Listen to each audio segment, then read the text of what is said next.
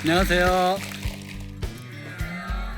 강건 인문학교실 강건입니다.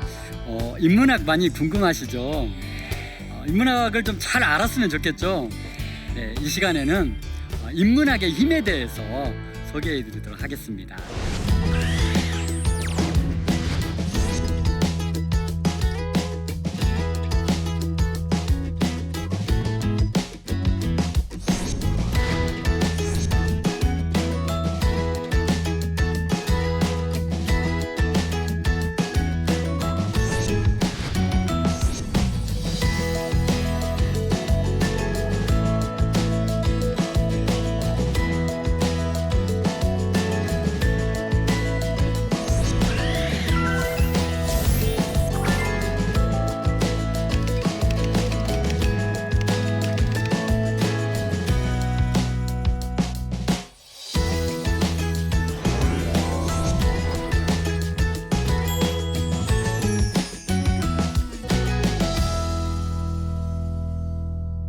사실 대한민국에 인문학이 지금 열풍이 불고 있어요. 많은 사람들이 인문학을 알고 싶은데 정작 인문학이 뭔지 잘 몰라요. 그래서 오늘 강건 씨가 인문학에 대해서 명쾌한 설명을 드리도록 하겠습니다. 인문학은 사람인과 글얼문과 배울학자로 이루어져 있습니다. 사람인의 글얼문의 배울학은 사람에 대한 글을 배우는 학문이라는 겁니다. 우리가 왜 사람에 대한 글을 배울까요? 그것은 사람 공부를 하기 위한 겁니다. 우리 크리스찬들은 신학을 공부하죠. 신학은 뭐죠? 신을 아는 거예요. 인문학은 사람을 아는 거예요. 십자가가 어떻게 되어 있죠? 수직만 있나요? 수평도 있습니다. 진짜 균형 잡힌 신앙은 신과 인간을 잘 아는 거라고 저는 생각합니다. 그래서 크리스찬들은 더욱더 열심히 사람 공부를 해야 된다고 저는 생각합니다. 사람이란 그럼 뭘까요? 선생님, 사람이란 뭘까요? 신과 반대다. 네. 아주 예리하십니다. 네, 우리 선생님, 사람이란 뭘까요? 나다. 사람이란 나다. 우리 남자들한테도 한번 물어봐야 될 것 같아요. 근데 남자들은 별로 희망은 없기는 없어요. 그래도 한번 물어보도록 하겠습니다. 사람이란 뭘까요? 휴먼. 그래도 비교적 아주 뛰어난 대답을 하셨습니다. 네. 우리가 사람을 알아야 합니다. 사람을 알려면 사람이 뭔지 명확하게 알아야 돼요. 제가 말씀드렸어요. 인문학은 사람 공부라고 했어요. 우리가 사람 공부를 하는 이유는 사람을 알기 위한 거고, 사람을 알기 위한 것은 사람다운 사람이 되기 위한 거예요. 자, 어떤 사람이 사람다운 사람일까요? 도대체 우리가 사람이란 무엇인가? 제가 묻잖아요. 근데 사람인데 사람이 뭔지 잘 몰라요. 굉장한 아이러니입니다. 우리가 내가 사람인데 사람이 뭔지를 몰라요. 이게 다른 말로 하면 내가 학생인데 학생이 뭔지를 몰라요. 학생이 뭔지 잘 모르는 사람이 공부 잘할까요? 못하죠. 사람이 무엇인지를 모르는 사람이 사람다운 삶을 살 수 있을까요? 없죠. 사람이란 순 우리말이에요. 그래서 사람에서 뜻을 찾을 수가 없어요. 그래서 인간은 어디서 많이 들어본 것 같지 않나요? 인간이란 뭘까요?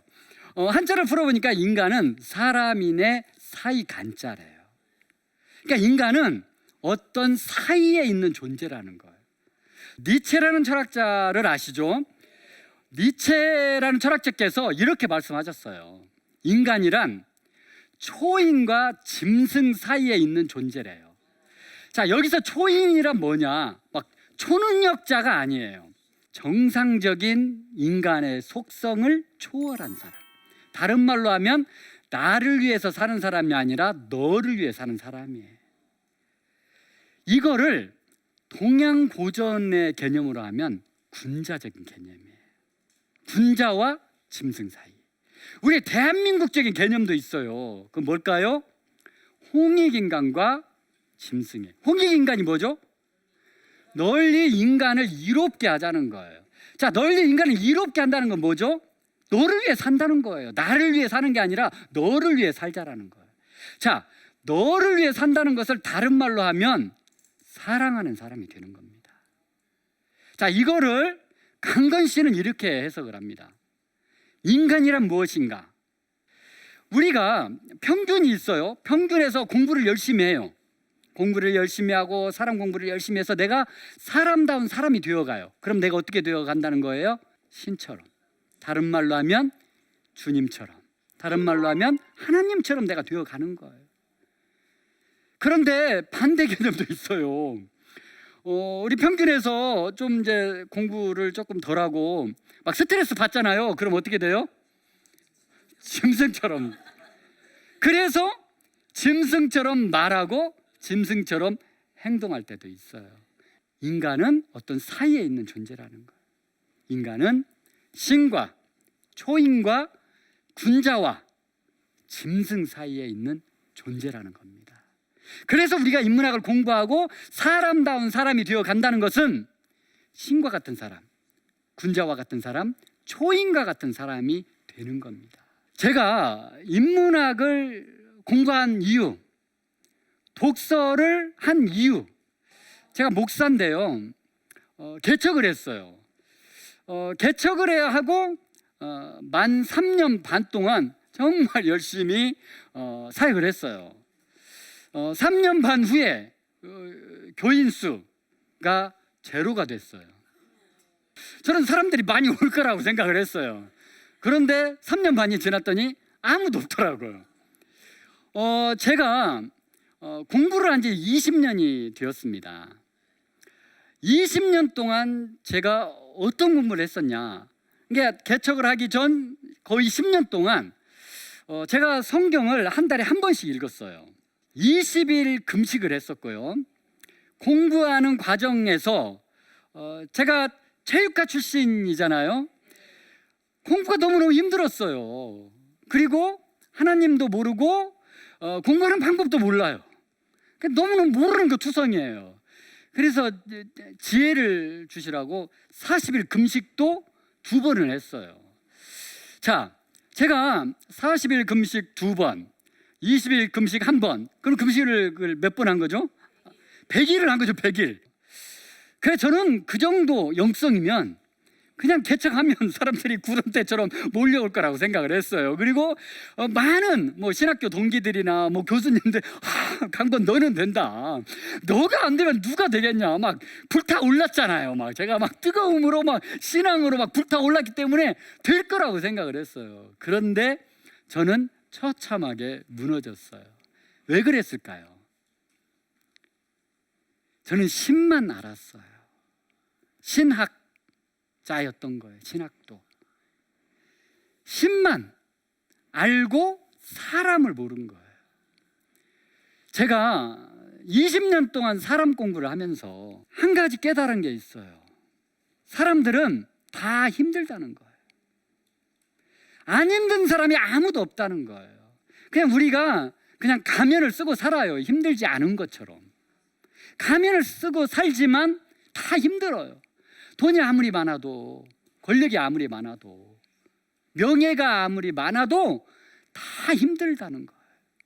두 번째는 그럼에도 불구하고 정말 힘들고 어렵지만 행복하기를 원해요. 지금은 제가 사람 공부를 하고 그 두 가지를 안 거예요. 다 힘들다. 그런데 행복하기를 원한다. 그래서 저는 무조건 앞으로 어떻게 사느냐, 제 앞에 오는 모든 사람들을 위로하기 위해 노력해요. 얼마나 힘드세요? 얼마나 힘드세요? 그리고 어떻게 하면 내 앞에 오는 사람을 행복하게 만들어 줄 건가를 생각해요. 우리 크리스찬들 정말 열심히 인문학 읽어야 합니다. 열심히 읽고 세상을 위로해야 돼요. 세상과 맞서 싸우는 게 아니에요. 세상을 위로하고 세상을 이끄는 사람이 되어야 한다고 생각을 합니다. 자, 그러면 인문학에 힘이 있어요. 인문학을 읽으면 막 힘이 생긴다는 거예요.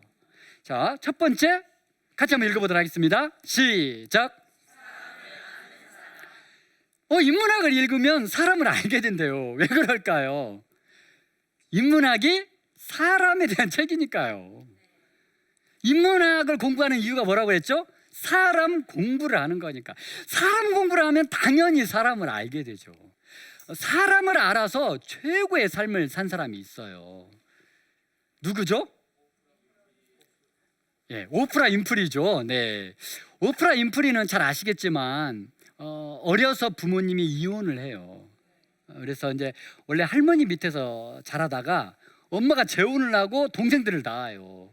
근데 이제 엄마 아빠가 새아빠와 엄마가 맞벌이 부부를 했거든요. 그러니까 동생들을 돌봐줄 사람이 없어요. 그래서 그냥 할머니하고 있던 오프라를 엄마 집으로 옵니다. 그때부터 오프라가 고난이 시작이 돼요. 집이 매일 밤 파티를 했어요. 우리가 막 파티를 하면 즐거울 것 같잖아요.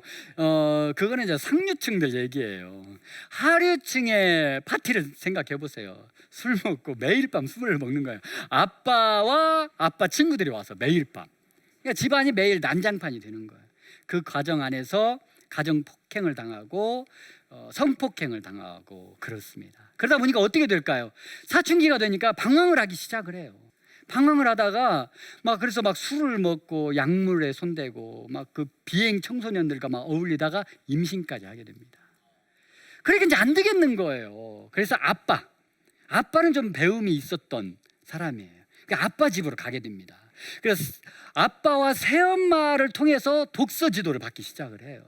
아빠와 새엄마가 너가 나가서 무슨 짓을 하고 다녀도 괜찮다. 대신 일주일에 한 권씩만 책을 읽어라. 다른 거 요구하지 않겠다 해서 그렇게 독서를 한 거예요. 그래서 그 청소년 시절에 책을 읽다가 정말 이제 두각이 나타난 게 대학에 들어갑니다. 그래서 대학에 들어가서 흑인 미녀 선발대회에 가가지고 대상을 받아요. 그러다가 보니까 아나운서의 이제 특채가 됩니다. 처음에 이제 뉴스 진행을 했었어요. 뉴스 진행을 했는데 오프라는 책을 많이 읽었잖아요. 사람을 알고 감성이 너무 풍부한 사람이 된 거예요. 그냥 뉴스 앵커를 뉴스 진행을 하다가 이제 슬픈 얘기가 나오면 어떻게 돼요? 오프라는 우는 거예요. 이제 즐거운 얘기가 나와요. 그럼 오프라는 어떻게 해요? 웃어버리는 거예요. 앵커를 계속 할 수 있었을까요? 잘리게 됩니다. 그래서 잘려서 이렇게 자천이 되게 되는데요. 어디로 갔느냐? 이제 토크쇼 진행자가 된 거예요. 그런데 다른 사람들은 안 됐다고 위로를 했는데 거기에서 빛나기 시작한 거예요. 게스트가 와요. 근데 아까 제가 말씀드렸지만 모든 사람들이 다 힘들거든요. 다 힘들어요. 그런데 오프라는 그분들보다 더 힘들었거든요. 살아오는 청소년기가. 그러니까 누가 와서 얘기를 하면 진심으로 공감을 해준 거예요. 그랬냐고, 얼마나 힘드셨냐고, 나도 그랬었다고, 나도 정말 힘들었는데 극복해냈다고 하면서 본인이 먼저 막 우는 거예요. 그러니까 게스트들이 와서 마음이 다 열려. 그래서 이제 원래 우리가 있잖아요, 이렇게 해서는 안 되는 말이 있잖아요. 그런데 그런 말도 가감없이 하게 된 거예요, 게스트들이. 그러다가 정말 이 쇼가 진솔한 쇼가 됐다 해서 그게 점점 인기를 얻어서 세계적인 쇼가 된 거예요. 오프라 윈프리 쇼가. 그러면서 오프라는 부와 명성을 갖게 됩니다. 이게 인문학을 읽고 사람을 아는 사람의 힘입니다. 인문학을 읽으면 두 번째 힘이 있어요. 같이 한번 읽어보도록 하겠습니다. 시작. 근데 인문학을 읽으면 천재적인 사람이 된대요. 근데 그 이유가 있대요. 왜냐하면 두뇌 패턴의 문제래요. 자, 인문학을 쓴 사람들은 일반 사람들이 썼을까요? 천재적인 사람들이 썼을까요? 네, 대부분은 천재적인 사람이 썼습니다. 자, 지금은 인문학이라고 하지만 옛날에는 인문고전이라고도 했어요. 고전의 반열에 든다는 것은 저는 이렇게 정의를 내립니다. 30년 전부터 수백 년, 수천 년 전에 쓰여진 책인데 오늘날에도 인기가 있는 책, 이걸 저는 고전이라고 합니다. 제가 왜 30년을 고전의 반열로 이렇게 세우냐면 30년이 한 세대이기 때문입니다. 한 세대가 지났어요. 그런데 아직도 인기가 많아요. 그런 책이라면 고전이라고 해도 된다고 저는 생각을 합니다. 자, 그런데 천재가 쓴 책을 나는 천재예요, 천재가 아니에요? 천재가 아닌 거예요. 나는 천재가 쓴 책을 천재가 아닌 사람이 읽으려고 하니까 어려운 거예요. 그래서 처음에 저는 인문학을 좀 성인들이 읽는 인문학이 아니라 아동용, 청소년용 먼저 읽자고 저는 주장을 합니다. 왜냐하면 아동용에도 청소년용에도 그 천재들의 핵심 사상은 다 들어있거든요. 그래서 그런 책들을 쉬운 책부터 막 읽다 보면 내 두뇌 패턴이 점점 인문학스럽게 천재스럽게 바뀐다는 거예요. 그래서 그렇게 읽어내서 결국 어려운 인문학을 읽어내면 내 두뇌가 점점 천재적으로 바뀐다는 거예요. 자, 인문학을 읽고 천재가 된 사람이 있어요. 이분 누구죠? 빌 게이츠예요. 이 빌 게이츠가 천재의 대명사인데요, 이런 말을 했어요. 나를 만든 칠할은 우리 동네에 있는 작은 도서관이다. 하버드 대학교 졸업장보다 더 중요한 것은 독서 습관이다 라고 말했어요. 그 이유가 뭘까요? 그만큼 오늘날의 빌 게이츠를 만든 것은 바로 인문학의 힘이라는 거예요. 자, 인문학을 읽으면 세 번째 갖게 되는 힘인데요, 같이 한번 읽어보도록 하겠습니다. 시작. 네, 인문학을 읽으면 사랑하는 사람이 된대요. 제가 아까 말씀드렸어요. 사람다운 사람은 어떤 사람이라고요? 예, 사랑하는 사람이에요. 독서의 결론은 인문학이다 라는 말이 있습니다. 저는 인문학의 결론 역시 사랑이라고 생각합니다. 왜냐? 인문학의 저자들은 사랑의 화신이라고 생각합니다. 강건 씨가 20년 공부를 했습니다. 체육과 출신이 작가가 되고 인문학 강사가 되었어요. 여기까지 올 때 쉬었을까요? 정말 피눈물 나는, 어떻게 보면 사투를 해왔습니다. 근데 왜 했을까요? 하나님을 사랑하고 사람을 사랑했기 때문입니다. 그 이유 하나가 아무리 힘들고 어려워도 모든 것을 극복하게 만든 힘이었어요.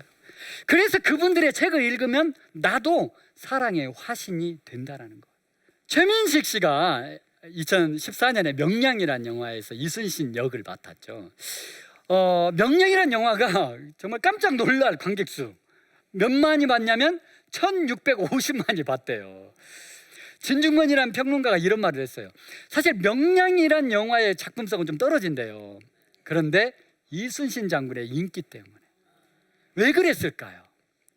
이순신 장군이 사랑의 화신이었기 때문입니다. 300척이 넘는 배가 온대요. 12척밖에 없어요. 500여 장졸밖에 없어요. 그런데 싸우신 거예요. 생즉사 사즉생. 살고자 하면 죽을 것이요 죽고자 하면 살 것이다. 자기를 막 괴롭혔는데 그 왕을 위해서, 백성을 위해서 자기 목숨을 초계와 같이 버린 거예요. 사랑입니다. 사랑의 화신이라는 거. 마지막 네 번째, 같이 한번 읽어보도록 하겠습니다. 시작. 네, 인문학을 읽고 사람을 알고 천재적인 사람이 되고 사랑하는 사람이 되면 그러면 창조적 인재가 된대요. 창조적 인재는 뭐죠? 혁신을 이끄는 사람이에요. 세상이 정말 깜짝 놀랄 만한 그런 일을 하는 사람이에요. 창조적 인재의 대명사가 있습니다. 누구죠? 스티브 잡스입니다. 자, 스티브 잡스가 뭘 만들었죠? 스마트폰을 개발했어요. 스마트폰. 스티브 잡스가 스마트폰을 개발하기 전에 애플이라는 회사는 망해가고 있었습니다.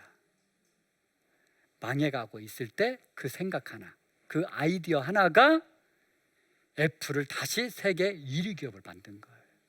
저는 우리 크리스찬들이 바로 이런 창조적 인재가 되어야 한다고 생각합니다. 세상의 혁신을 이끄는 사람. 자, 지금 크리스찬의 인구가 감소하고 있나요? 증가하고 있나요?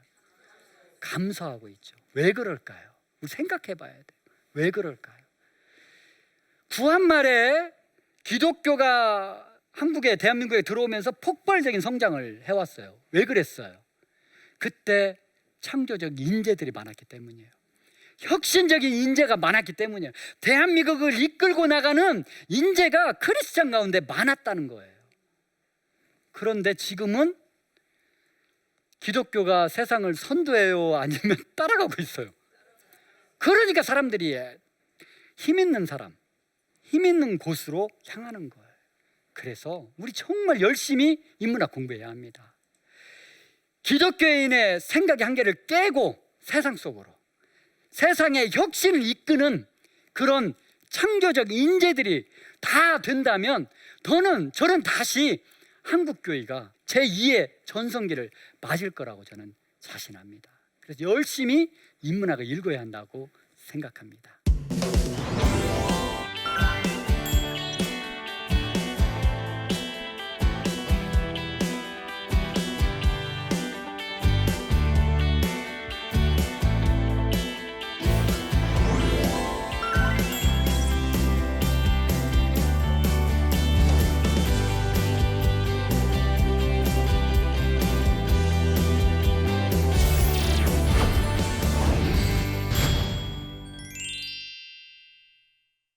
강의 들으시고 질문이 좀 있다고 그러네요. 여러 가지 많은 질문이 있는데요. 그 중에 몇 가지만 한번 답변해 보도록 하겠습니다. 첫 번째는 인문학에 대해 무지한 사람인데요, 인문학을 처음 접할 때 추천하고 싶은 책이 있으시다면요 하고 질문해 주셨네요. 인문학을 읽고 싶은데 도대체 어디서부터 시작을 해야 할지 참 어렵습니다. 그래서 아까 강의 때도 잠깐 말씀드렸지만 일단은 아동용이나 청소년용 먼저 시작을 해도 된다고 말씀드렸습니다. 그리고 이제 성인용을 시작하면 뭐부터 읽으면 좋냐면 저는 논어를 권해주고 있습니다. 사실 논어도 처음에 읽잖아요. 그러면 이걸 사람 읽으라고 써놓은 책인가 싶을 때가 많이 있습니다. 그래서 논어가 좀 어려우시면 명심보감이 있습니다. 물론 명심보감도 비슷한 생각이 들기는 마찬가지입니다. 그런데 이제 논어는 공자님의 어록이고요, 명심보감은 동양고전에서 이렇게 중요한 것만 뽑아놓은 책이에요. 그래서 처음에는 논어보다는 명심보감이 조금 더 접근하기가 좀 쉽습니다. 그런데 명심보감보다는 저는 논어를 추천해 드립니다. 근데 논어가 좀 읽기 어려운 분들은 명심보감부터 시작을 해도 된다고 생각합니다. 처음엔 저도 논어를 읽을 때 이걸 정말 사람 읽으라고 읽은 책인가 싶었는데 지금은 어떨까요? 논어가 너무너무 재밌습니다. 제가 논어와 명심보감을 추천하는 이유는 사람다움에 대한 책이기 때문입니다. 인문학은 사람 공부잖아요. 사람을 알아야 하는데 거기에 사람의 도리, 우리 성경은 하나님을 아는 거잖아요. 논어와 명심보감은 사람을 아는 책의 대표서라고 저는 생각을 합니다. 그래서 논어와 명심보감을 먼저 읽으시면 좋겠습니다. 그럼 두 번째 질문도 한번 볼까요? 네. 실생활에서 인문학을 이래서 배워야 하는구나 하고 느낀 점이 있으신지 궁금합니다. 저는 가정생활에서 우리 아내와 자녀들과의 관계가 정말 인문학을 통해서 정말 변한 것 같습니다.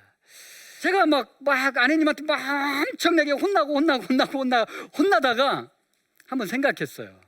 도대체 내가 어떻게 하면 안 혼날 것인가? 안 혼나고 살아야 되잖아요. 안 혼나고. 그래서 생각했어요. 그것도 다 저는 인문학의 힘이라고 생각합니다. 사람을 알았잖아요. 그래서 알고 보니까 남녀의 차이더라고요. 공부하다 보니까, 인문학 공부하다 보니까 저는 양체질이라는 걸 알았어요. 아내는 음체질이더라고요. 저는 뜨거운 거 싫어해요. 근데 아내가 처음에 뭐라고 했냐면, 뜨거운 국물을 제가 숟가락으로 이렇게 떠먹었더니 쪼잔하게 남자가 확 이렇게 마셔야지. 그래서 제가 막 죽었잖아요. 뜨거운 걸 마시다가 이렇게 막 멋있게 남자인 것처럼 막 하다가. 근데 그걸 모른 거예요. 아내도 모르고 저도 모르고. 음체질들은 뜨거운 걸 원래 이렇게 좋아하는 거예요. 이렇게 별로 뜨겁지도 않아요. 근데 우리는 뜨거운 거 손도 잘 못 대거든요. 막 뜨겁고 싫고. 그런데 그걸 인문학을 통해서 안 거예요. 남녀가 다르고 양과 음이 다르고 부모와 자녀가 다르구나. 지금은 우리 가족이 천국이 되었을까요? 되지 않았을까요? 물론 아직 2% 부족한 것 같아요. 제 아들은 중3이고 딸은 초등학교 6학년입니다. 작년에 우리 아들이 중학교 2학년이었어요. 그렇게 무섭다는, 아시죠? 막 북에서 못 내려온대요. 중2들 때문에. 그런 무서운 아들하고 살았어요, 제가. 근데 문제가 있었을까요? 없었을까요? 없었죠, 저는. 왜냐? 저는 100% 아들을 이해해요. 100% 아들 생각. 과거에는 저도 힘들었어요. 아내도 이해 못하고 아들, 딸도 이해 못하고. 그래서 갈등 속에 부부가 싸워요. 일이 잘 풀릴까요? 부모 자식이 막 싸워요. 아들이 잘 풀릴까요? 공부 잘할까요? 아니에요. 하나님의 축복받는 비결, 부부 금실이 좋아지는 거고 부모 자식이 좋아지는 거예요. 저는 인문학에서 이 비밀을 깨달았습니다. 그래서 인문학 읽으시면 사람을 알게 돼요. 인문학은 사람 공부니까요. 사람을 알고 사람다운 사람이 되면 내가 사람을 위로하는 사람이 되는 거예요. 그러면 모든 갈등이 다 해결된다고 저는 생각합니다. 오늘 인문학의 힘에 대해서 강의를 해봤습니다. 인문학은 사람 공부입니다. 사람을 공부해야 합니다. 정말 열심히 공부해야 합니다. 그동안 우리 크리스천들이 하나님만, 신만 공부했다면 이제는 사람을 공부할 때가 된 것 같습니다. 사람을 알고 내가 사람다운 사람이 되어서 세상 속에 과감하게 나를 던져야 합니다. 그러면 다시 무너진 한국교회가 다시 회복될 거라고 저는 자신합니다. 그래서 열심히 인문학을 읽고 사람이 저와 함께 되어 가셨으면 좋겠습니다. 감사합니다.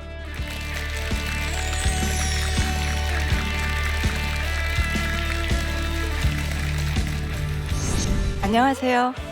경기대학교 교육대학원 교수 곽소연입니다. 요즘 중년들이 40대, 50대, 60대 갈수록 배우자 만족도가 점점 떨어지고 있다라고 하는데요. 여러분들은 지금 얼마큼 행복하게 살고 있는지 궁금합니다. 중년이 되었지만 꿈도 희망도 다 사라져버리고 그냥 살아가고 있다라면 한번 우리가 어떻게 행복하게 살 수 있을지, 또 나 자신을 찾기 위해서 무엇을 해야 될지, 그런 것에 대해서 여러분과 이야기를 나누고자 합니다. 많은 시청 부탁드립니다.